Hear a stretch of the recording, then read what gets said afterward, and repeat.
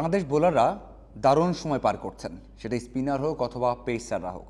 এমন সময় দলে কে আছেন কে নেই সেসব নিয়ে আলোচনা করলে হয়তো বা বাড়াবাড়ি মনে হবে যে ভাই বাংলাদেশ দল তো ভালো করছে, এই কম্বিনেশন দিয়ে তো ভালো করছে, তাহলে কেন কেন কথা বাড়াচ্ছেন। তারপরে বলতে হয় যেটা আমি আশা করেছিলাম যে বাংলাদেশ দল হয়তো বা শেষ ম্যাচটাতে রিশাদকে খেলাবে।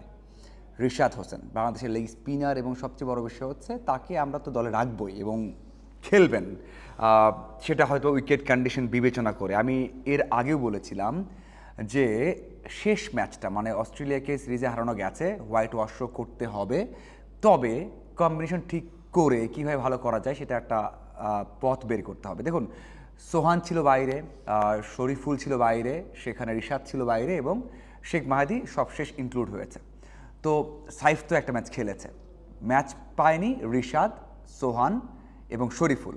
শরীফুল এখন ম্যাচ খেলছে 3 নম্বর ম্যাচটা, কিন্তু শেখ মাহাদি একেবারে বাইরে থেকে এসেও ম্যাচ খেলছেন, যিনি T20 খেলবেন। তো সেখানে কেন আমরা রিশাদকে সুযোগ দিতে পারলাম না? মানে রিশাদকে নিলে কি বাংলাদেশ দল ম্যাচ হারতো আর দেয়া যেত কিনা? দেখুন, মানে ওয়েস্ট ইন্ডিজের বিপক্ষে বাংলাদেশ দল সিরিজ জিতেছিল, সেখানে এক ম্যাচে 6টা উইকেট নিয়েছেন, এক ম্যাচে 3টা নিয়েছেন আর এক ম্যাচে 3টা নিয়েছিলেন। তখন একেবারেই বোলিং ফ্রেন্ডলি উইকেট ছিল, সেখানে 3 ম্যাচে 12 উইকেট নিয়েছিলেন।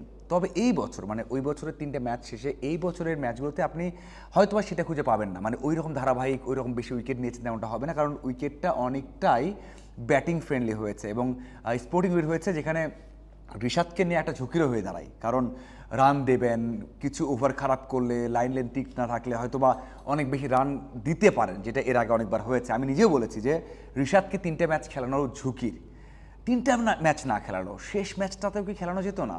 মানে আপনি শেষ ম্যাচটা, যে ম্যাচে আপনার সিরিজ নিশ্চিত হয়ে গেছে, যে ম্যাচে আপনার হয়তোবা হোয়াইট ওয়াশ করতে যাচ্ছেন, করতে পারবেন, রিশাদ তো এমনটা নয় যে আপনি অভিষেক করাচ্ছেন, এমনটা নয় যে রিশাদ বিগ ব্যাশে দারুণ করে এসেছেন। মানে এইসব ব্যাটাররাই তো খেলেছেন না, অস্ট্রেলিয়ার ব্যাটাররাই তো খেলেছেন, সেখানে একটা দলের হোভার্ট হ্যারিকেন্সের সর্বোচ্চ উইকেট টেকার হয়েছেন যৌথভাবে এবং মানে বেস্ট পারফর্মার, বর্ষসেরা হয়েছেন।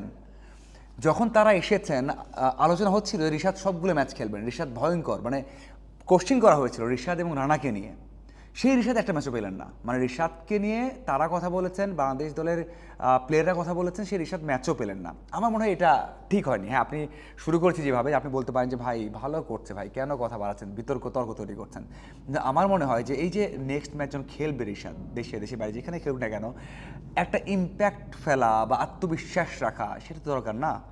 তো সেটার জন্য একটা ম্যাচ আমরা দিতে পারলাম না। হয়তোবা সোহানকে দেওয়া যায়নি ম্যাচ, বাংলাদেশ দল ব্যাটিংয়ে ভালো করতে হবে, হয়তোবা সেখানে সাইফকে আর দেওয়া যায়নি সুযোগ, হয়তোবা মাহিদিকে না নিলেও পারা যেত, না নিলেও হতো, কারণ সেখানে সৈকত ছিল, আপনি 4-5টা ওভার ইজিলি করাতে পারতেন। প্রথম ম্যাচে তো করেছেন, দারুণ করেছেন, আপনি মিরাজের রিপ্লেসমেন্ট সৈকতকেই বলতে পারতেন, তারপর নিয়েছেন ঠিক আছে, কিন্তু তানভীরকে প্রথম ম্যাচে 5 ওভারে 35 দিয়েছেন, পরের ম্যাচে 45 রান দিয়ে 2 উইকেট নিয়েছেন, তানভীরকে তো ব্রেক দেওয়া যেত। বাদ বলা কঠিন, মানে বাংলাদেশে যারা খেলছেন এখন বাদ বলা কঠিন, কিন্তু আপনি তো বলতে পারেন যে ভাই একটা ব্রেক দিক, একটা ব্রেক দেওয়া হোক, সেটা তো করা হয়নি। আমার মনে হয় যে এটা আসলে জাস্টিফাইড না। আমার মনে হয় যে বড় ম্যাচে লেগ স্পিনাররা জেতান, বড় ম্যাচে এক্সপিরিয়েন্স না থাকলে অস্ট্রেলিয়া এগেনস্টে রিশাদারে ম্যাচ খেলবেন, এটা তো মানে অস্বাভাবিক কিছু না। ভাই বড় বোলার তো তিনি, না?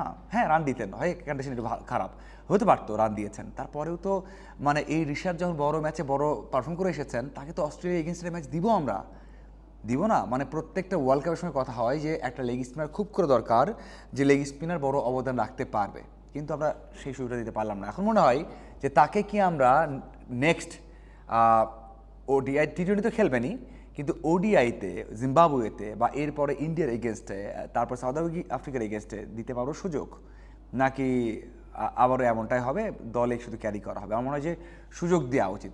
রিশাদকে দরকার আছে, সব ম্যাচে না, 50% ম্যাচেও না, কিন্তু 40% ম্যাচে বাংলাদেশের দরকার আছে যেখানে রিশাদ ম্যাচ জেতাতে পারেন, আর সেই জন্য এমন ম্যাচে আমার মনে হয় তাকে সুযোগ দেওয়া উচিত ছিল।